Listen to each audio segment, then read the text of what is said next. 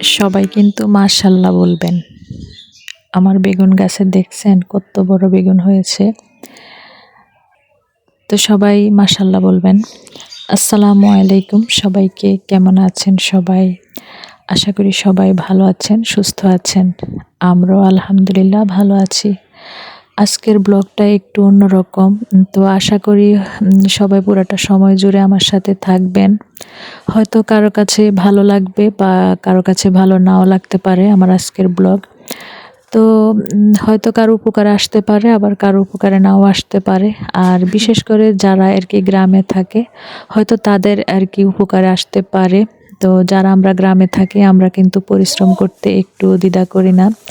আমরা কিন্তু দিন-রাত আরকি পরিশ্রম করি। তো সংসারে কিভাবে একটু উন্নতি হবে সেটাই কিন্তু আমরা চিন্তা করি। তো এটা কিন্তু সবাই করে, যে যার অবস্থান থেকে। তো আমি তো প্রতিদিনই কিন্তু আমার ঘরের কাজ আপনাদের সাথে শেয়ার করি। হয়তো ২-১টা ব্লগে আমার খামারের কাজ একটু শেয়ার করেছি। তো এখন যেহেতু আমাদের খামার থেকে কয়েকটা গরু আরকি বিক্রি হয়ে গেছে, তো এখন বর্তমানে মাত্র ৫টা গরু আছে। তো আমার ২-১টা ব্লগে দেখিয়েছিলাম আরকি যে গরু নিয়ে যাচ্ছে। তো যেহেতু শবে বরাত চলে গিয়েছে, তো সেই উপলক্ষে আরকি ৩টা গরু বিক্রি করা হয়েছে। আর এছাড়াও একটা গরুর আরকি দুধ শুকিয়ে গেছে, সেজন্য সেটাও বিক্রি করে দিয়েছে। তো এখন বর্তমানে গরু আছে আমাদের খামারে ৫টা। তো রোজার পরে আশা আছে আবার আরকি গরু নেওয়া হবে।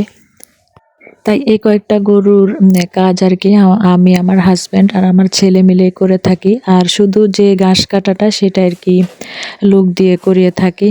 কারণ এই কয়েকটা গরুর জন্য শুধু কেন আরকি বেতন দিয়ে আবার রাখবো। তো যে ভাইয়া কাজ করে, ভাইয়া আরকি ৩ দিন পর আরকি ঘাস কেটে দিয়ে যায়, ৩-৪ দিনের একসাথে। আর ঈদের পরে আরকি ওনাকে আবার আরকি মাসের জন্য নেওয়া হবে। তো এদিক দিয়ে আমার আরকি গরুর খাবার নিয়ে আসা হয়েছে আরকি। ১ সপ্তাহের গরুর খাবার। তো এখানে ১ বস্তা কুড়া, তারপর ১ বস্তা ভুসি, তারপর গরুর যে আমরা যাও খাওয়াই আরকি, খুদ, লবণ। তারপর গরুকে কিন্তু যেহেতু আমাদের দুধের গরু আছে, তো সেজন্য আরকি ভুসি খাওয়াতে হয়। ৩ আইটেমের ভুসি খাওয়াই আরকি। তো এখানে আমি আরকি যেহেতু এখন আরকি সকালবেলা ১০টা বাজে আরকি গরু খাওয়ানোর সময়।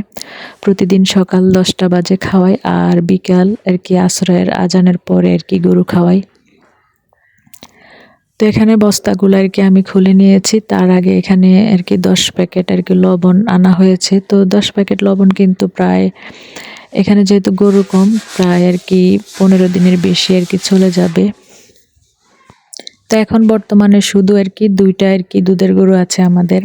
তো ২টা গরুর আরকি কিভাবে আমি খাবার দেই সেটা আরকি আপনাদের সাথে শেয়ার করব। তো যে বুলটা আরকি দেখতে আরকি পারতেছেন আপনারা, তো সেটা আরকি আধা বুল আরকি কুড়া দিয়ে থাকি, আর আধা বুল আরকি ভুসি দিয়ে থাকি। তো এটা কিন্তু মাপ করে কিন্তু দুধের গরুকে খাবার দিতে হয়। তো দেখা গেছে যে একদিন যদি একটু কম হয়, তো তখন কিন্তু গরুর দুধের পরিমাণটাও কিন্তু কম হয়ে যায়। তো সেই দিক দিয়েও কিন্তু হিসাব আরকি রাখতে হয়। তো আমার হাসব্যান্ড বলে আরকি, ঘরে খাবার থাকুক বা না থাকুক, বাজারের কথা বলে আরকি, গরুর খাবারটা কিন্তু আমাদের আরকি সবসময় এটা আরকি রাখতে হয়। তা না হলে কিন্তু দুধের গরুর আরকি সমস্যা হয়ে যায়। তো এখানে আরকি ওছা করে আরকি ১ বুল আরকি কুড়া ভুসি আমি নিয়েছি। তো সেটা আরকি এখন রেখে দেব। তো যেহেতু আপনাদের সাথে আজকে শেয়ার করব, সেজন্য আরকি ওইটা পরে আপনাদের সাথে শেয়ার করতেছি। আর দুধের গরুকে আমরা একটু সামান্য পরিমাণে আরকি ফিড দিয়ে থাকি। তো ২টা গরুকে শুধু ২ বাটি ফিড দেই। আর হচ্ছে যে সরিষার যে খৈলটা আছে, ওইটা আরকি পাউডারের মতো থাকে। তো ওইটা যদি আরকি গরুকে খাওয়ানো হয়, তাহলে আরকি গরুর ঠান্ডাটা লাগে না। যেহেতু এখন আরকি একটু শীত পড়তেছে, তো শীত আগের তুলনায় এখন একটু কমে গেছে। তো ওইটা খাওয়ালে আরকি গরুর আরকি ঠান্ডাটা লাগে না। সেজন্য আরকি সরিষার খৈলটা খাওয়ানো হয়। তো যারা আরকি গরু পালন করে থাকে তারা অবশ্যই জানে। আর এগুলো হচ্ছে কলাইয়ের ভুসি। কলাইয়ের ভুসি বলতে যে আমরা যে মাসকলাইয়ের ডালটা আরকি খাই, তো ওই ডালের উপরের যে খোসাটা থাকে সেটাও কিন্তু বিক্রি করা হয়।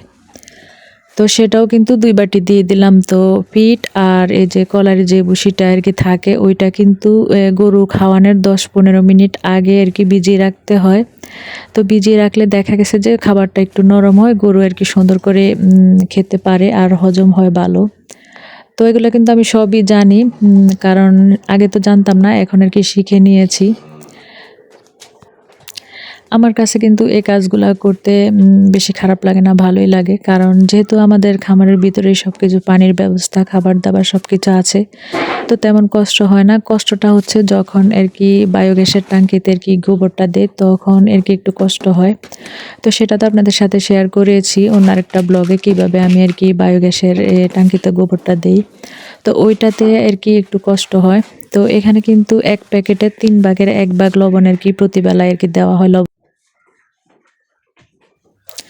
তো এখানে কিন্তু 5টা গরুর জন্য কিন্তু পুরা ড্রাম পানি নেই নাই, অর্ধেকের থেকে একটু আর কি বেশি পানি নিয়েছি। তারপর এখানে যে সমস্ত খাবারগুলো এতক্ষণ আমি রেডি করে নিয়েছি, সবগুলা খাবার এই ড্রামটার মধ্যে ঢেলে দিয়েছি। তারপর হাত দিয়ে আর কি গুলে নিয়েছি। তারপর এভাবে আর কি দিতে সুবিধা হয়। তারপর বালতি দিয়ে মেপে মেপে কিন্তু আর কি খাবারটা দিতে হয়।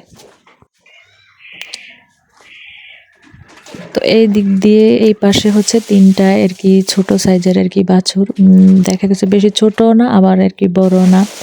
আর ওই সাইডে হচ্ছে আর কি 2টা আর কি দুধের গরু, আর কি দুধের গাভী বলতে পারেন। তো ওই সাইডের খাবারটা দিতে আর কি একটু কষ্ট হয়, কারণ যেহেতু এই সাইডে একটু দেয়ালটা একটু বড় করে দিয়েছে। তো আমার হাজব্যান্ডের ইচ্ছে ছিল আর কি এক সাইডে আর কি ষাঁড় গরু পালবে, আর এক সাইডে হচ্ছে দুধের গরু। তো সেই জন্যই মূলত ওই সাইডের একটু দেয়ালটা একটু উঁচা করে দিয়েছে। তা আমি খাবার দিচ্ছি আর কি আপনারা সাথে।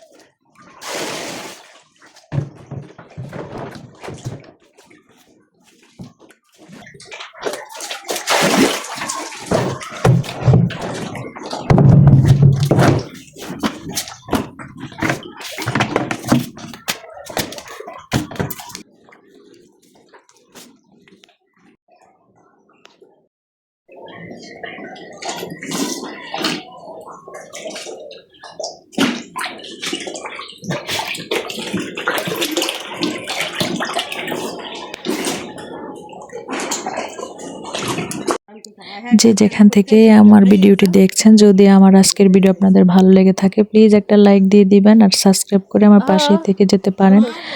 তো এদিক দিয়ে হাতে তো একটু শেয়ার করেছিলাম, গ্লাভস পরেছি, তো ওই সময়টা শেয়ার করি নাই। তখন আর কি আমি আর কি বায়োগ্যাসে আর কি গোবর দিতে গিয়েছিলাম, তো সেটা আর আজকে শেয়ার করলাম না। তো এদিক দিয়ে গরুর জন্য 1 বস্তা আর কি খুদ নিয়ে আসা হয়েছিল, আর 1 বস্তা আর কি ভুট্টার যে গুঁড়া হয় আর কি, আমরা যে ভুট্টাটা খাই ওইটা আর কি গুঁড়া করে আনা হয়। তো সেটা দিয়ে আর কি খুদ রান্না করা হয় আর কি। তো সেগুলোও গুছিয়ে নিচ্ছি। তো আমার আজকের ভিডিওটা আপনাদের কাছে কেমন লেগেছে অবশ্যই জানাবেন। সবাই ভালো থাকবেন, সুস্থ থাকবেন। আল্লাহ হাফেজ।